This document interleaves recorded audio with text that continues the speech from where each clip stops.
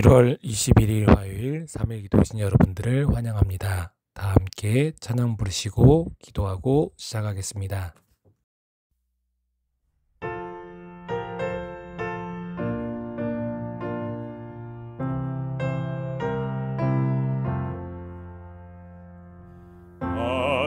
아름다운 우리 집 사랑 있는 집 기쁨 넘쳐 흐르네 사랑 있는 집 평화 가득 넘치고 한박 웃음꽃 피며 부드러운 감도는 사랑의 가정 사랑의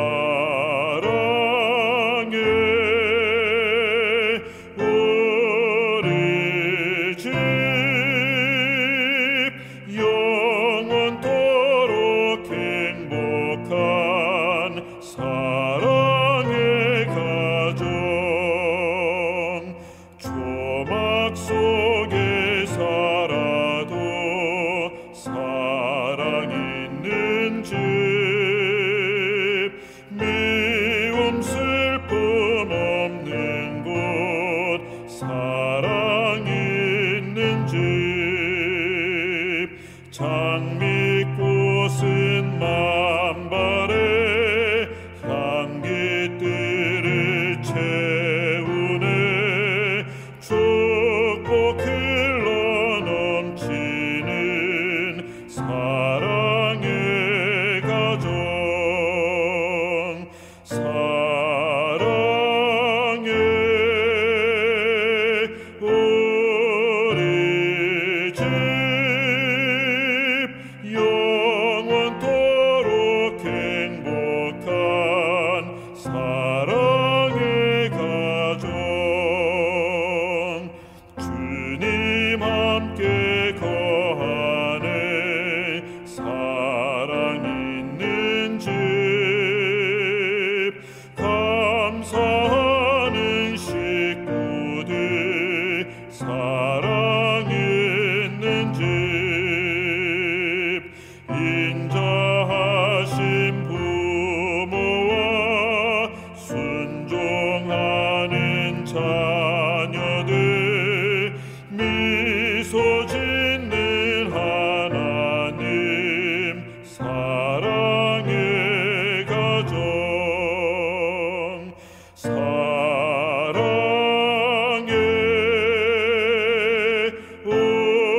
우리 집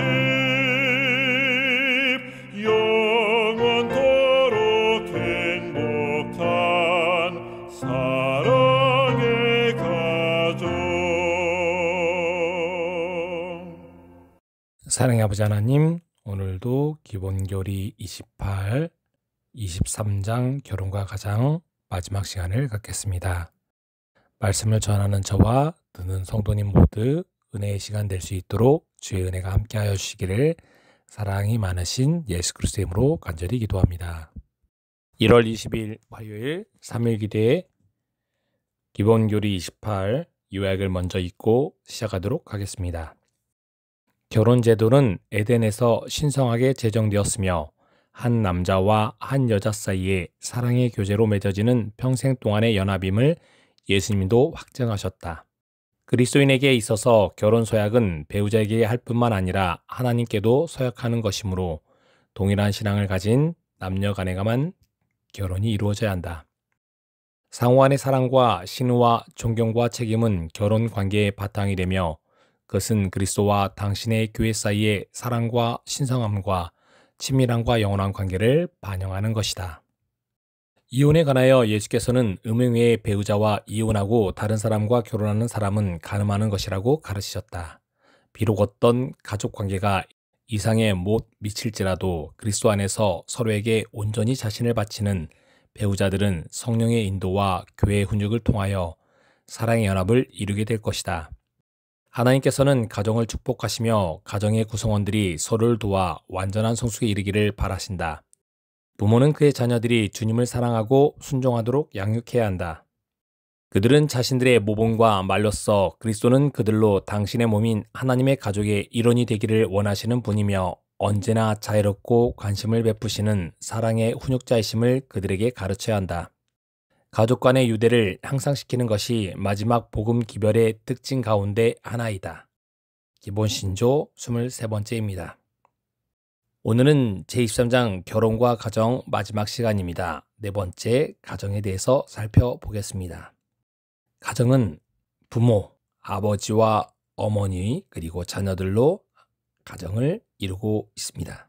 첫 번째 아버지입니다. 성경은 남편과 아버지에게 가정의 머리와 제사장이 되는 책임을 부여하셨습니다.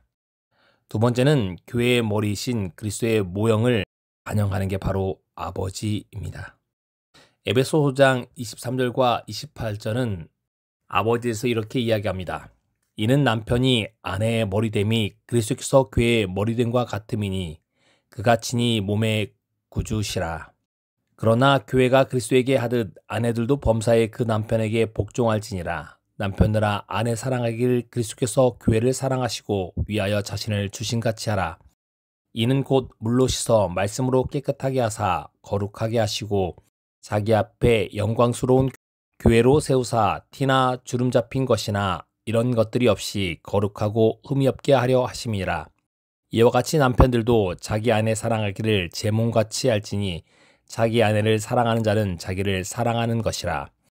부부는 서로 양보해야 합니다. 그러나 양심의 문제가 아닌 바에는 남편의 판단의 우선권을 부여해야 한다고 말씀하신 것입니다. 동시에 그는 아내의 개성을 최고로 존중해야 할 책임도 있습니다. 무조건 자기 마음대로 할 것이 아니라 아내도 한 개체로서 그녀의 개성을 존중해야 하는 것입니다. 마지막으로 남편도 희생적으로 가정을 인도해야 합니다. 아내에게만 희생을 강요해서도 안 되고 자신도 희생하고 서로 분담해야 합니다. 요즘은 서로의 자기의 주장을 하기보다는 일의 분담을 하는 경우도 많이 있습니다. 서신에서는 이렇게 얘기합니다. 그리스도의 통치는 지혜와 사랑의 통치이다. 남편들이 자기 아내에 대한 그들의 의무를 다할 때 그들은 그리스도께서 교회에 대하여 사랑하신 것과 같은 똑같은 부드러움을 가지고 권위를 행사할 것이다. 그리스도의 영께서 남편을 지배하실 때 아내의 복종은 오직 안식과 유익만을 가져올 것이다. 왜냐하면 남편은 아내에게 그리스도께서 교회의 복종을 요구하시는 것과 같은 방식으로 유익한 결과를 낳게 될 것을 요구할 것이기 때문이다. 남편 된 자들로 하여금 아내의 복종이 얼마나 완전해야 하는지를 발견하기 위해서가 아니라 그가 어떻게 그리스도의 마음을 소유할 수 있으며 순결하고 세련되며 그의 가정의 주가 되기에 적합하게 될 수 있는지를 발견하도록 그리스도의 말씀을 연구하게 하라. 맹목적인 복종이 아니라 그리스도의 정신으로 가질 때 그때 복종할 수 있다는 것입니다. 그럴 때 서로에게 사랑으로 대할 수 있다라고 얘기합니다. 아버지 역할에 대해서 6번째는 가정의 제사장으로서 아침과 저녁 예배 인도하며 하나님을 가정의 첫째 자리에 모시도록 하라는 것입니다. 예배의 주관자가 아버지라고 이야기합니다. 7번째는 자녀들과 함께 시간을 보내므로 어머니에 대한 존경과 사랑, 아버지에 대한 사랑, 기도의 중요성, 타인에 대한 사랑이라는 방법, 겸손, 자연과 하나님께서 만드신 사물에 대한 사랑과 많은 것들을 배울 수 있게 된다는 겁니다. 부모와 자녀가 시간을 많이 보내므로 하나님을 사랑하고 기도하는 법들을 배울 수 있다라고 얘기합니다. 두 번째 어머니입니다. 어머니가 되는 일은 이 세상에서 하나님과 동역하게 되는 가장 가까운 일이라고 얘기합니다. 사람은 어머니 뱃속에서 10달간 어머니의 영향을 가장 많이 받기 때문입니다. 그래서 유대인들은 이렇게 말합니다. 지성은 아버지를 닮지만 신앙은 인성은 어머니를 닮는다라고 이야기합니다. 자녀들의 모든 신앙과 인성에 관련된 것은 어머니의 10달간의 관계에서 무척 중요하고 또한 학교 들어가기 전에 어머니의 유대 관계로 인해서 많은 것을 좌우된다라고 유대인들은 그렇게 생각하기 때문입니다. 그래서 유대인은 아버지가 유대인이고 어머니가 유대인이면 유대인으로 인정받습니다. 그러나 아버지가 유대인이어도 어머니가 유대인이 아니면 유대인이라고 이야기하지 않습니다. 어머니가 유대인이고 아버지가 유대인이 아니면 그들은 그래도 유대인이라고 인정합니다. 왜냐하면 모계 혈통, 모계로 인해서 신앙이 전해진다라고 생각하기 때문입니다. 그만큼 어머니의 신앙이 자녀에게 미치는 영향이 크다라고 유대인들은 생각하기 때문입니다. 어머니 역할이 무엇보다도 중요하다는 것을 말하는 것입니다. 재림신도의 가정은 이렇게 얘기합니다.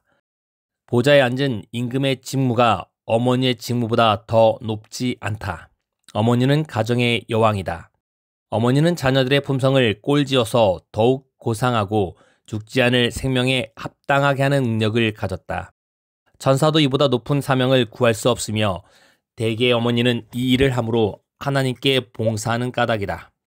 어머니로 하여금 자기의 직무의 가치를 인식하여 세상의 표준을 따르려는 유혹을 대항할 수 있는 하나님의 전신갑주를 잊게 하라. 그의 직무는 현세와 영원한 나라를 위한 것이다. 어머니 역할이 누구보다도 더 중요하다라고 화이트 부인은 재림신도의 가정에 이야기했습니다. 두 번째, 어머니는 가능한 어머니가 자녀의 품성에 대하여 책임지고 자녀를 훈련하는 일을 해야 한다고 얘기합니다. 유대인들은 학교 다니기 전까지 어머니가 양육하는 것을 가장 우선 목표로 합니다. 자녀의 역할에 어머니와의 관계가 중요하기 때문입니다. 세 번째는 하나님께서는 어머니에게 자신의 몸 안에 아이를 베고 젖을 빨리며 아이를 양육하고 사랑할 수 있는 능력을 주셨습니다. 문제 있는 아이, 심장이 약하게 태어난 아이도 어머니의 가슴에 대고 젖을 물렸을 때 그 아이가 정상으로 돌아온 일들이 많이 일어났습니다. 어머니의 심장 소리를 들을 때 자녀는 평안함을 느끼고 그는 어머니의 사랑을 받고 자라나게 되는 것입니다. 가족이 무엇이냐라고 이야기하는 책에서 이렇게 얘기합니다. 상호 관계의 필요에 따라 어떤 사람은 가정을 천직으로 간주해야 할 필요가 있다. 어머니와 아내가 되는 것을 천직이요 매우 보람된 과업으로 여기는 일이 20세기에서는 믿어지지 않을 만큼 희귀하게 되었다. 어머니 일은 노력의 낭비인가? 남에게 인정받지 못하는 것인가? 볼품없는 노예인가? 아니다. 그것은 조리를 되돌이키며 종족을 이어주고 역사에 영향을 미치며 끊임없이 확산되는 파문이 되어 감지되고 칭송될 위대한 일을 할 수 있는 가능성을 지닌 가장 보람찬 일이다. 일을 하지 않고 자녀를 양육하는 어머니는 더 잘하는 것입니다. 일을 하는 것이 나쁘다는 것이 아닙니다. 자녀를 양육하는 것이 그만큼 더 중하다는 것입니다. 요즘은 어린이집에 맡기지만 성경이 원하는 것은 어머니 품 안에서 자라나는 것을 더욱 중요시 여깁니다. 현재는 그런 상황이 쉽지 않지만 어머니의 신앙의 영향이 많이 받는다는 것은 저명한 사실입니다. 창세기 3장 20절에 아담이 그 아내를 하와라고 이름하였습니다. 하와라는 이름에는 삶이라는 뜻하는 히브리어 하이가 사용되었습니다. 요즘은 어머니에게만 양육을 맡기는 것이 아니라 양육은 부모 둘 다 모두 책임이 있습니다. 시편 127편 3절은 이렇게 말합니다. 자식은 여호와의 주시는 기업이요 태의 열매는 그의 상급이로다. 두 사람의 연합으로 자녀가 탄생했기 때문에 모두 다 책임이 있다는 것입니다. 자녀입니다. 배우자 외에 자녀들에 대해서보다 부모가 더 크게 책임을 져야 할 일은 없습니다. 그들 자신의 진보와 안락보다는 저희 자녀들의 유익을 앞세워야 합니다. 인생에서 가능한 한 가장 좋은 출발을 하도록 해 주어야 하는 것이 바로 부모의 역할입니다. 부모의 가마력, 이것이 자녀들의 영적, 정신적, 육체적 건강에 중요한 영향을 미치기 때문입니다. 자녀의 복리를 우선적으로 고려할 일이 출산 전부터라도 시작돼야 합니다. 그래서 요즘은 태교 교육을 중요시 여기기도 합니다. 사랑입니다. 부모의 사랑은 무조건적이고 희생적입니다. 자녀들은 일생을 통해 훌륭한 자아상과 건강한 정서를 갖게끔 부모의 사랑을 받아야 합니다. 부모의 사랑 가운데서 염려 없이 자라는 자녀들은 구김살 없이 다른 사람에게 나아갈 것입니다. 좋은 환경에 자라면 밝은 성격으로 사람들을 대할 수 있다는 것입니다. 자녀들은 자라면서 하나님께 영광을 돌리는 법을 배울 수 있습니다. 세 번째, 봉헌입니다. 가능한 생애 초기에 저희 자녀들을 하나님께 바쳐야 되는 겁니다. 봉헌식을 미루다 보면 8살, 10살 혹은 12살에 봉헌을 한 적도 있습니다. 제가 목회하면서 초등학생 고학년이 되어서 봉헌식을 한 가정도 봤습니다. 회중 앞에서 기도로서 저희 자녀를 하나님께 드리는 간단한 예식으로서 봉헌함으로 확장된 영적 가정의 일원으로서 생애를 시작할 수 있도록 자녀가 배울 수 있도록 해야 합니다. 회중들은 어린 자녀가 하나님의 자녀로서 그리고 그리스도의 몸의 일원으로서 사회적, 영적으로 성장한 일에 참여해야 합니다. 그래서 봉헌식을 할 때 부모에게도 이야기하지만 그래서 교인들에게 그 일을 하도록 이야기하는 것입니다.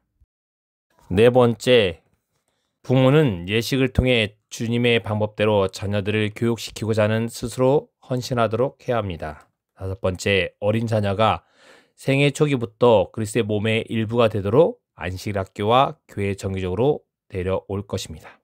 부모와 함께 교회에 다니면 어린 적 신앙은 그 아이들에게 오래 기억에 남고 나중에 신앙을 떠나더라도 돌아올 확률이 더 많다는 것입니다. 자녀가 학년기에 달하면 부모와 교회는 그리스도인 교육을 받을 수 있도록 노력해야 합니다. 그래서 수많은 우리 재림 교인들이 자녀들을 삼육 교육을 시키기 위해서 노력합니다.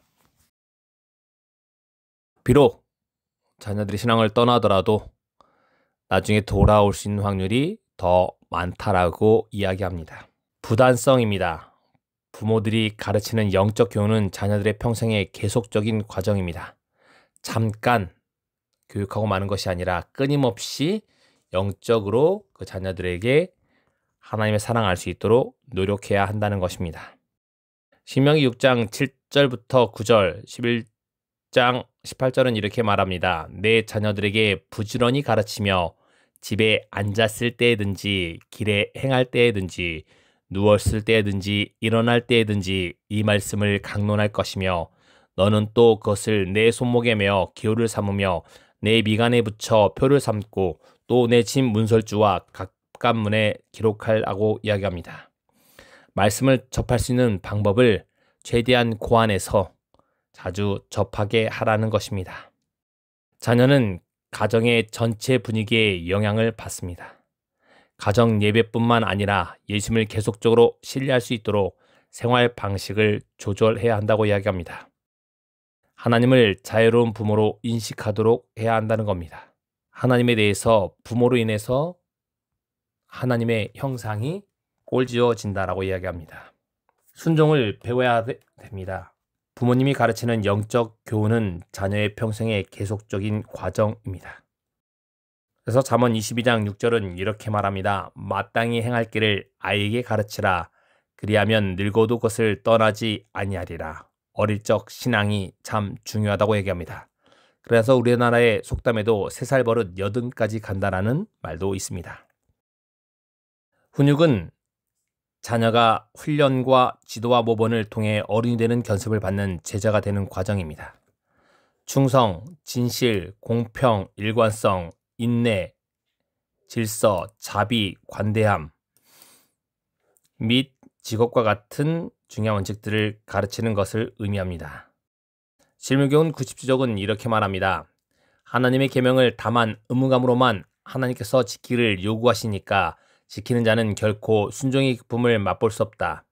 이런 사람은 사실상 순종하는 것이 아니다. 참된 순종은 마음속의 원칙을 따라 행하는 것을 말한다. 그것은 의를 사랑하고 하나님의 율법을 사랑하는 데서 생긴다. 모든 의의 진수는 우리 구주에 대한 충의이다. 이것이 우리로 하여금 의를 행하게 할 것이니 이는 그것이 옳은 일이고 또한 옳은 일을 하는 것을 하나님께서 기뻐하시는 바이기 때문이라고 말합니다. 사회화와 언어 개발입니다. 사회화는 자녀들이 그것으로 말미암아 사회 속에서 활동할 수 있는 기본적인 기술을 배우는 과정입니다. 언어는 자녀가 배우는 첫 번째 기능입니다. 가정의 언어는 하나님의 품성을 드러내는 것이 되어야 합니다. 자녀는 가족 가운데서 즐거운 애정의 표현과 찬양을 자주 듣도록 분위기를 조성해야 된다라고 이야기합니다. 성의 확인입니다. 어른들은 올바르고 적절한 정보를 통해 성의 개발을 따르는 아름다움을 자녀들에게 가르칠 필요가 있습니다. 자녀들을 성의 남용으로부터 보호하도록 해야 한다는 것입니다. 잘못된 성의식을 갖지 않도록 가정에서 잘 가르쳐야 된다는 것입니다. 8번째는 가치관을 배웁니다. 부모들은 자녀들에게 종교적 원칙과 가치관을 일관되게 나타내야 합니다. 부부가 서로 틀리면 잘못된 가치관을 아이들이 가질 수 있기 때문입니다. 교회 가족입니다. 교회 가족은 친척들과 떨어져 있거나 친척들이 없는 사람들의 가치와 소속의 참된 의미를 발견하도록 도와줄 수 있습니다. 가까이 있는 친구가 멀리 있는 가족보다 낫다는 말이 있는 것처럼 신앙 안에서 하나 되게 바랍니다. 우리 교회 교인들은 또 가족처럼 끈끈한 정을 가지고 있습니다.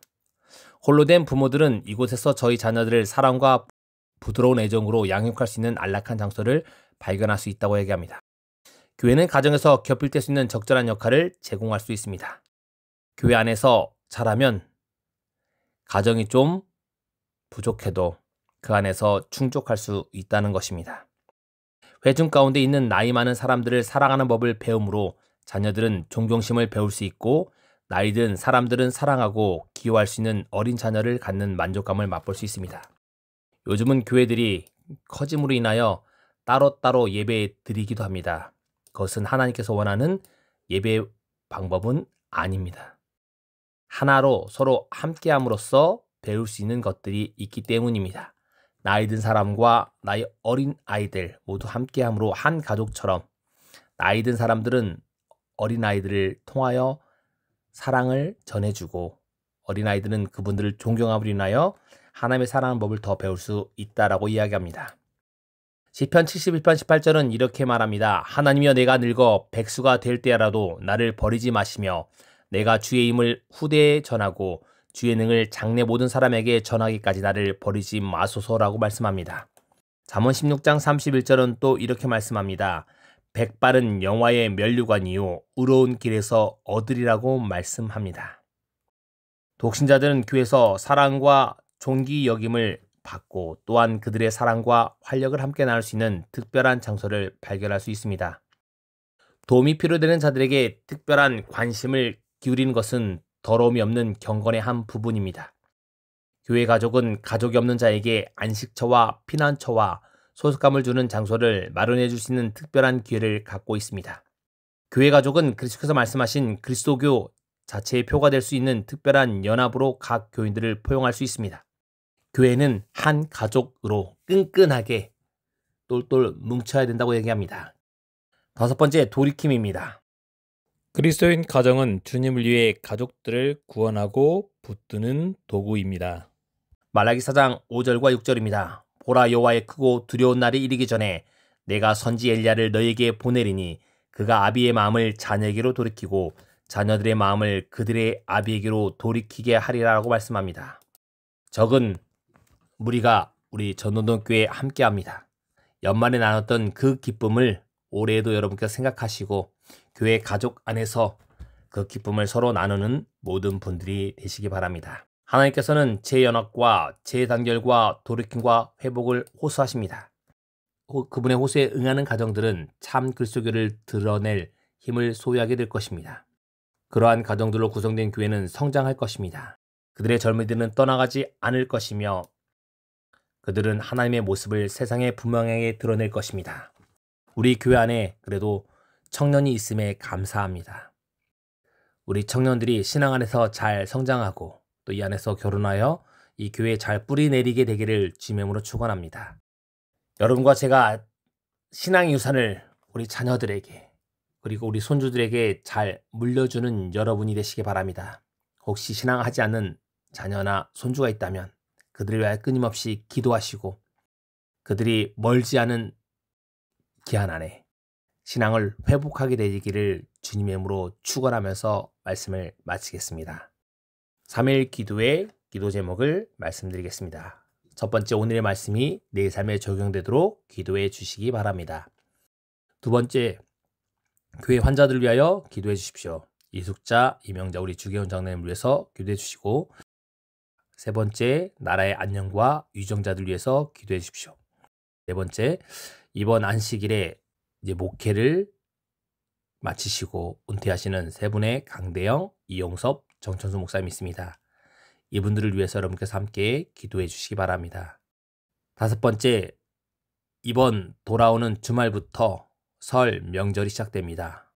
명절 연휴 기간, 또 고향을 방문하신 분들, 이동하신 분들이 있습니다.